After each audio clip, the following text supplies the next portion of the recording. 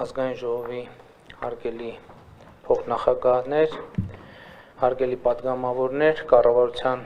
հարգելի անդամներ, օգոստոսին մենք ներկայացրեցինք կառավարության 2021-2026 թվականների գործունեության ծրագիրը, որը հավակնոտ նպատակներ է սահմանել Հայաստանի Հանրապետության խաղաղ, կայուն և ներառական զարգացման համար։ Այսօր մենք ներկայացնում ենք այս հնգամյա ծրագրի առաջին բյուջեն, որը կոչված է ամուր հիմքեր ստեղծելու մեր հնգամյա ծրագրի իրագործման համար։ Այն նախանշում է ծրագրերի իրականացման համար անհրաժեշտ պայմանները։ 2022 թվականի համար մենք նախատեսում ենք 7% տնտեսական աճ։ Չնայած այն բանին, որ ընթացիկ տարվա մեծ մասը նշանավորվեց քաղաքական և անվտանգային անկայուն միջավայրով, մեր տնտեսությունը այսօր գերազանցում է աճի համար 2021 թվականի արված բոլոր կանխատեսումները։ Մյուս կողմից կառավարությունը տարվա արդյունքներով ավելի հույս ունի։ Պիտի ուրախությամբ նշեմ, որ 2021 թվականի սեպտեմբերին Հայաստանի Հանրապետությունում գրանցվել է վճարվող աշխատատեղերի թվի բացարձակ ռեկորդ՝ 650,141 վճարվող աշխատատեղ։ Հայաստանում ավելի բարձր ցուցանիշ երբեք չենք ունեցել։ Նախորդ առավելագույնը գրանցվել է 2020 թվականի սեպտեմբերին, կազմելով 631,966 աշխատատեղ։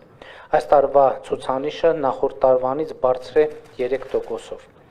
Ընթացիկ տարվա բավականին բարձր 6,4% գնաճի ֆոնին կարևոր է ընդգծել, որ սեպտեմբերին համախառն աշխատավարձի ֆոնդը նախորդ տարվա սեպտեմբերի համեմատ աճել է 15,3%-ով կամ 19 միլիարդ 308 միլիոն դրամով, իսկ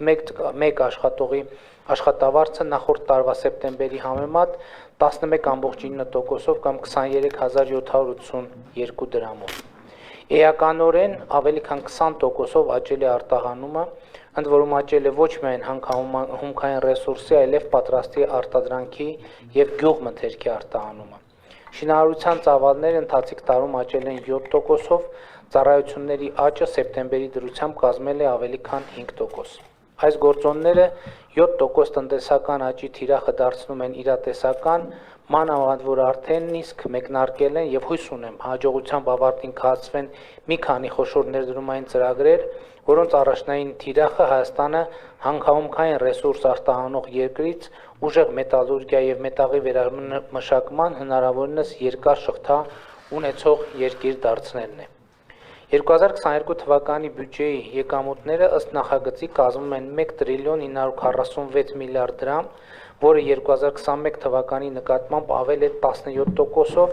իսկ 2020 թվականի նկատմամբ 25%-ով։ Ծախսերը կազմում են 2 տրիլիոն 190 միլիարդ դրամ, որը 2021 թվականի նկատմամբ ավել է 10%-ով, 2020 թվականի նկատմամբ 16%-ով։ 2022 թվականի կապիտալ ծախսերը կազմում են 347 միլիարդ դրամ, որը 2021-ի նկատմամբ ավել է 55%-ով, 2020 թվականի նկատմամբ 53%-ով։ Ինչպես առիթ եմ ունեցել ասելու, 2022 թվականի պետական բյուջեն հիմնված է 3 առաջնահերթությունների վրա՝ անվտանգության համակարգի բարեփոխում և բարելավում, ենթակառուցվածքների զարգացում, կրթության և գիտության արդիականացում։ 2022 թվականի պաշտպանական բյուջեն 2021 թվականի պլանի համեմատ ավել է 11%-ով, կազմելով ավելի քան 345 միլիարդ դրամ։ Մենք հետևողականորեն շարժվելու ենք Հայաստանում պրոֆեսիոնալ բանակ ստեղծելու ճանապարհով, բայց դա անելու ենք սահուն, մտածված քայլերով, քայլ առ քայլ մեծացնելով զինվորական ծառայության գրավչությունը, բարելավելով սպայի և սպայական ծառայության կերպարը, զարգացնելով ու բարելավելով Հայաստանի Հանրապետության պաշտպանական դոկտրինը։ Անվտանգային նոր միջավայրում մեր երկրի սահմանների պահպանությունը շարունակում է մնալ կարևորագույն առաջնահերթություն և խնդիր ենք դրել ամեն տարվա հետ սահմանների պահպանության գործառույթը ավելի ու ավելի շատ իրականացնել սահմանապահ զորքերի միջոցով, հեռանկարում ունենալով մեր սահմաններին միայն սահմանապահ զորքերի ծառայություն իրականացնելու տեսլականը։ Հայաստանի Հանրապետության տարածքից, մասնավորապես Սոտ Խոզնավար հատվածից ադրբեջանական զինված ուժերի ստորաբաժանումների դուրսբերման և Հայաստանի ու Ադրբեջանի սահմանների դելիմիտացիայի եւ դեմարկացիայի գործընթացի մեկնարկը բարենպաստ պայմաններ կստեղծի այս խնդրի լուծման համար։ Ինչ վերաբերվում է մեր երկրի պաշտպանական ռազմավարությանը, կառավարության ծրագրում մենք արդեն ընդգծել ենք, որ Հայաստանի Հանրապետությունը, ինչպես ցանկացած խաղաղասեր պետություն, զինված ուժերը զարգացնելու եւ վերափոխելու է ոչ թե ագրեսիայի, այլ ագրեսիայից պաշտպանվելու համար Հայաստանի Հանրապետությունը տարածքներ նվաճելու մտադրություն չունի։ Անվտանգության համակարգի զարգացման իմաստով կարևոր է ոչ միայն բանակի պաշտպանության կարողությունների արդիականացումը, այլև Հայաստանի Հանրապետության շուրջ բարենպաստ արտաքին միջավայրի ձևավորումը։ Հայաստանի, Արցախի եւ տարածաշրջանի համար խաղաղ զարգացման դարաշրջան բացելու օրակարգի հետեւողական իրագործումը, որը մենք տեսնում ենք մեր տարածաշրջանում թշնամանքի մթնոլորտի հաղթահարման, Լեռնային Ղարաբաղի հակամարտության կարգավորման նպատակով ԵԱՀԿ Մինսկի խմբի համանախագահության ձևաչափով բանակցային գործընթացի վերականգնման, տարածաշրջանային տնտեսական եւ տրանսպորտային ենթակառուցվածքների ապաշրջափակման միջոցով։ Պետք է ընդգծել, որ տարածաշրջանի տնտեսական եւ տրանսպորտային ենթակառուցվածքների ապաշրջափակումը կարող է որակապես փոխել Հայաստանի Հանրապետության տնտեսության բովանդակությունը եւ կառուցվածքը, լրացուցիչ խթան դառնալ ներհայաստանյան ենթակառուցվածքների զարգացման համար, ապահովել երկարաժամկետ ներառական տնտեսական աճ, Հայաստանի քաղաքացիների համար ստեղծելով հավասար պայմաններ տնտեսական գործունեության մեջ ներգրավելու համար, էականորեն բարձրացնել մեր տնտեսության գրավչությունը տեղական եւ օտարերկրյա ներդրումների համար։ Տարածաշրջանային ենթակառուցվածքային զարգացումներին զուգահեռ մենք հայաստանյան ենթակառուցվածքների զարգացման ուղղությամբ 2022-ին ծախսելու ենք 32%-ով ավել, քան 2021 թվականին, հասնելով այս ուղղությամբ կատարվելիք ծախսերը ավելի քան 278 միլիարդ դրամի։ Նախատեսված է վերականգնել եւ նորոգել 500 կիլոմետր ճանապարհ, նախագծել եւ կամ կառուցել տարբեր մեծության ջրամբարներ, որոնք պետք է ապես բարձրացնեն ռոռոկման ջրի մատակարարման ծավալը եւ որակը։ 35%-ով աճելու է խմելու ջրի որակի բարելավման ուղղությամբ կատարվող աշխատանքների ծավալը, հասնելով 11.5 միլիարդ դրամի։ Մեկնարկելու է հյուսիս-հարավ մայրուղու Սիսիան-Քաջարան եւ Քաջարան-Ագարակ հատվածների մրցույթները նպատակ ունենալով հաջորդ տարի արդեն սկսել միանգամից երկու հատվածների շինարարական աշխատանքները։ Մեր պետության հարաբերությունը ապահովելու համար անհրաժեշտ են երկարաժամկետ ներդրումներ գիտության եւ կրթության բնագավառում, ինչը մեզ համար չափազանց կարևոր առաջնահերթություն է։ 2022 թվականին կրթության, գիտության, մշակույթի եւ սպորտի նախարարության հատկացվող գումարը աճելու է 27%-ով։ Այստեղ են կրթական օբյեկտերի շինարարության եւ նախագծման ուղղությամբ կատարվելիք աշխատանքները, որով շարունակվելու է ներկայումս ընթացող շինարարական աշխատանքները եւ նախագծվելու են բազմաթիվ նոր ուսումնական հաստատություններ, այդ թվում մոդուլային, որոնք ապահովելու են 300 դպրոցների եւ 500 նախադպրոցական հաստատությունների կառուցումը առաջիկա 5 տարիների ընթացքում։ Ասեմ, որ այս պայդրությամբ 76 դպրոց եւ 51 մանկապարտեզ արդեն իսկ գտնվում են կառուցման, վերակառուցման կամ հիմնանորոգման փուլում։ 2022 թվականին միայն գիտության ֆինանսավորման ուղղությամբ հատկացվելու է 83%-ով ավելի գումար, իսկ գիտական թեմատիկ հետազոտությունների հատկացվող գումարը ավելին է 2.5 անգամ կազմելով 6.7 միլիարդ դրամ։ Մեր նպատակն է անձի կրթությունը եւ շարունակական զարգացումը դարձնել կենսակերպ։ Սա է ժամանակակից աշխարհում մրցունակ ազգ լինելու միակ ճանապարհը։ Գիտության եւ տեխնոլոգիական ոլորտի զարգացումը այս process-ի տրամաբանական շարունակությունն է եւ այստեղ էլ կառավարությունը արդեն իսկ ներդրում է ֆինանսավորման նոր բանաձևեր։ Հարգելի գործընկերներ, գումարների ավելացումը բոլոր ոլորտներում անհրաժեշտ, բայց ոչ բավարար պայման է։ Մենք գիտակցում ենք, որ մեր ծրագրերը կյանքի կոչելու համար անհրաժեշտ են ոչ միայն տնտեսական միջամտություններ կառավարության կողմից, այլև հասարակական եւ մշակութային վերափոխումներ։ Առաջին հերթին կարևորում ենք պետական կառավարման համակարգի արդյունավետության բարձրացումը եւ աշխատանքային մշակույթի վերափոխումը։ Կառավարումը պետք է նպաստի եւ ոչ թե խոչընդոտի ներդրումների իրագործմանը։ Այս առումով կարևոր է պլանավորման եւ իրագործման մշակույթը, ծրագրերի իրագործման գործընթացները, որոնց անկատարությունը շատ դեպքերում բերում է կապիտալ ծախսերի թերակատարումների եւ հետեւաբար կառավարության կողմից սահմանված նպատակների իրագործման դանդաղման։ Այս առումով էական դեր ունի նաև մասնավոր հատվածի կարողությունների զարգացումը եւ դրան ուղղված կառավարության ջանքերը սկսել են արդյունքներ տալ իդեմս այն ընկերությունների, որոնք պետական կապիտալ շինարարության ոլորտում մրցունակ լինելու համար ներդրումներ են անում, այդպիսով ձգտելով ծրագրերն իրականացնել որակով եւ ժամանակին։ Կապիտալ ծախսերի ավելի քան 50%-ով ավելացումը դրական ազդակ են մասնավոր ընկերությունների համար, որոնք այս ոլորտում կարող են վստահությամբ ներդրումներ անել եւ ավելացնել իրենց տեխնիկական եւ մասնագիտական կարողությունները առաջիկա տարիների ընթացքում։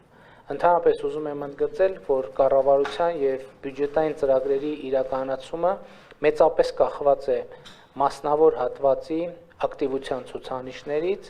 եւ ես ուզում եմ ձեզ տեղեկացնել նախորդ օրը կառավարությունում տեղի ունեցած մի քննարկման մասին։ Մասնավորապես դուք գիտեք, որ մենք նպատակադրվել ենք ամեն տարի առաջիկա 5 տարիների ընթացքում առնվազն 1000 հեկտար ինտենսիվ այգիներ ներդնելու ծրագիր իրականացնել։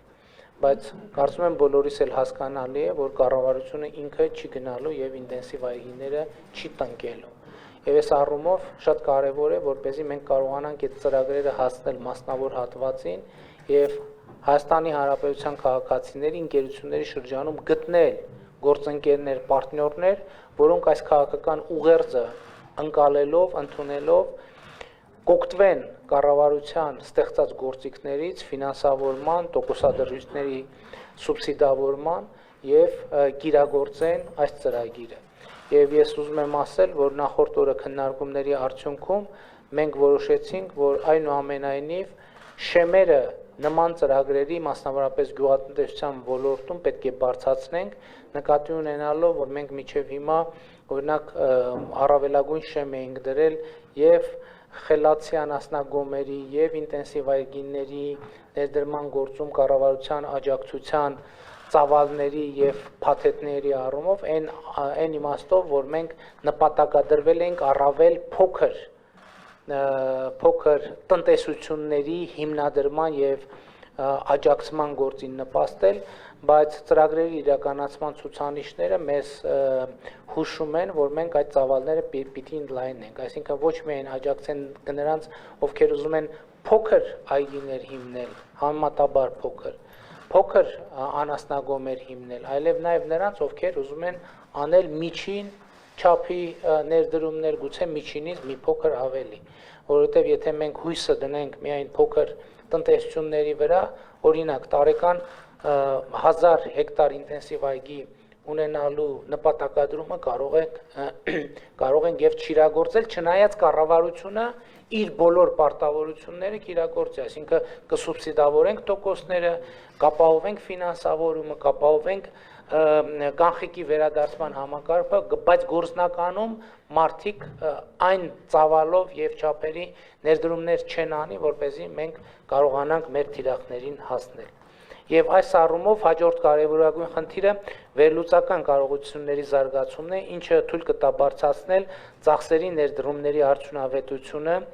սոցիալական ծրագրերի հասցեականությունը, որը կարևորագույն խնդիրներից է։ Արդյունքում կբարձրանա նաև Հայաստանի Հանրապետության քաղաքացիների վստահությունը, որ իրենց հարկերը ծախսվում են առավել արդյունավետ եւ թիրախային։ Հայաստանի քաղաքացիները ամեն օր պետք է զգան կառավարության կողմից իրենց աջակցվող իրականացվող միջոցառումների ազդեցությունը իրենց կյանքի վրա եւ պիտի տեսնեն, որ ծրագրերի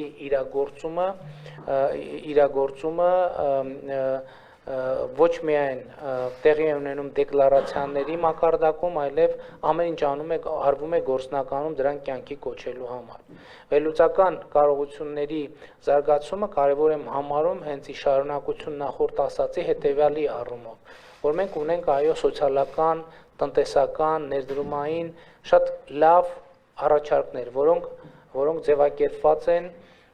եւ հնչում են շատ բարեհոնջ, բայց մենք պետք է վերլուծենք նաեւ այդ ծրագրերի իրականացման ընթացքը։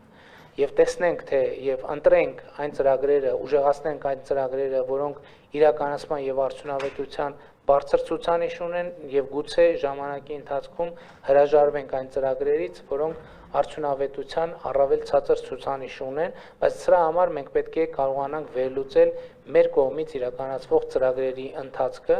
մասնավորապես օրինակ նույն գյուղատնտեսության ոլորտում մենք այնպիսի ծրագրեր ենք իրականացնում, որոնք զուտ բովանդակության առումով կարելի է համարել շրջադարձային։ Այս պետք է նայենք, թե գործնականում դրանք Հայաստանի տնտեսությանը եւ կոնկրետ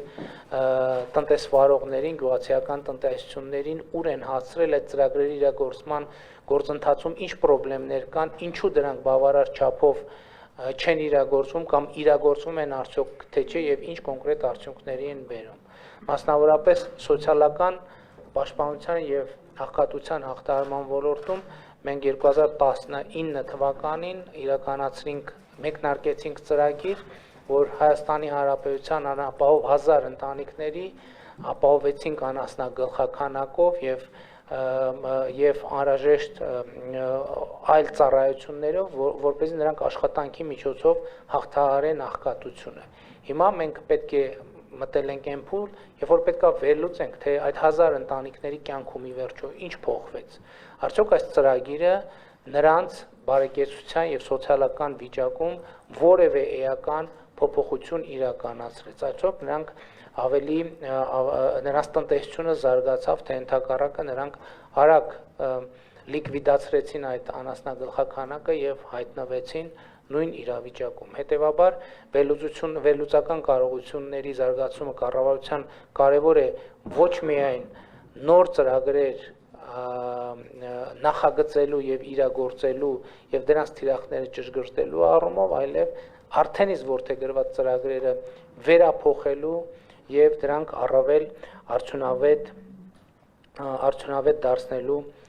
առումով։ 2022 թվականի բյուջեն լուծելու է բազմաթիվ կարևորագույն խնդիրներ եւ նշանային կետերից մեկը, որոնց մասին ես ուզում եմ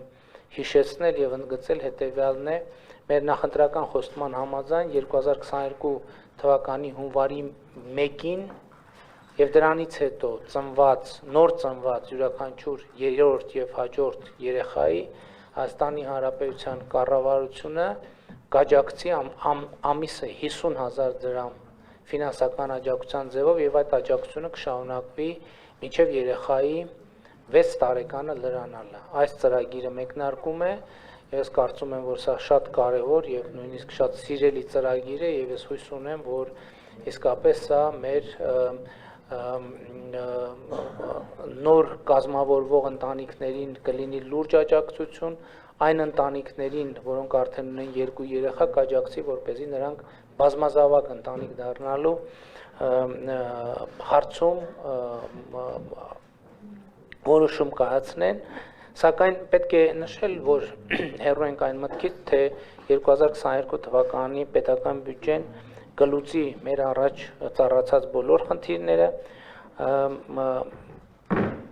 եւ ըստ այդմ բազմաթիվ այդ թվում սոցիալական խնդիրներ մնալու են դեռևս չլուծված։ Աղքատության եւ սոցիալական պաշտպանության խնդիրները արմատապես լուծելու համար մեզ պետք են ամուր տնտեսական եւ անվտանգային հիմքեր, որոնք մենք դնելու ենք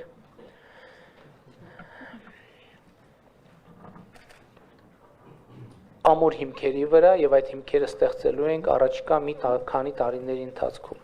2022 թվականի բյուջեում մենք ձգտել ենք զգուշորեն բալանսավորել կառավարության առաջնահերթությունները, միաժամանակ ապահովել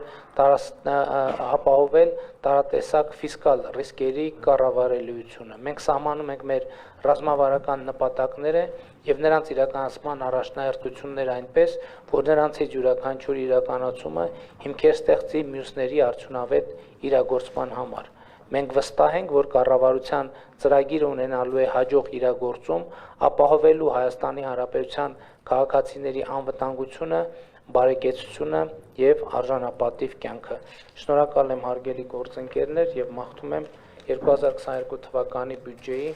արդյունավետ եւ կառուցողական քննարկումներ։